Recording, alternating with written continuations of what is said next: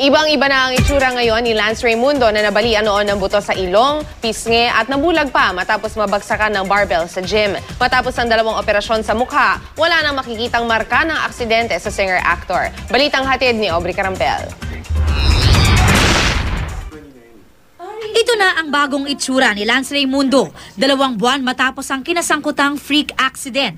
Halos hindi makilala noon si Lance na nasira ang mukha matapos mabagsakan ng 95-pound barbell habang nag-workout sa isang gym.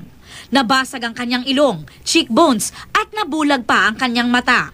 I was in critical condition because ganun kalala yung naging damage.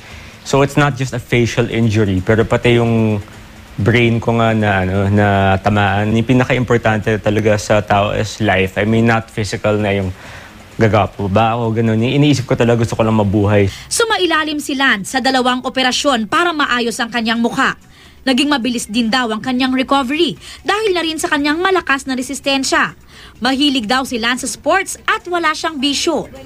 Malaking bagay din daw ang suporta ng mga taong nagdasal para sa kanya, lalo na ang kanyang pamilya, ang kanyang mga magulang at ang kapatid na si Ronnie. Because we're a small family, talagang never akong pinabayaan.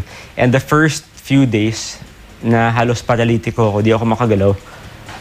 Simple things like shaving my face, si Ronnie gumagawa. Kahit na raw naging mahirap ang pinagdaanan niya dahil sa aksidente, maituturing pa rin daw niyang maswerte ang kanyang sarili. Marami rin daw blessings ang sunod-sunod na dumarating sa kanya ngayon. Nakatakdang ipalabas ang 3 pelikula niyang ginawa bago siya maaksidente. Nakatakda rin siyang gumawang muli ng isang international film.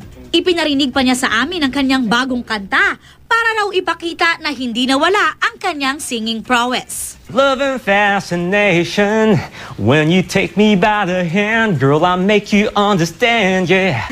I'm back. Aubrey Carampel, GMA News.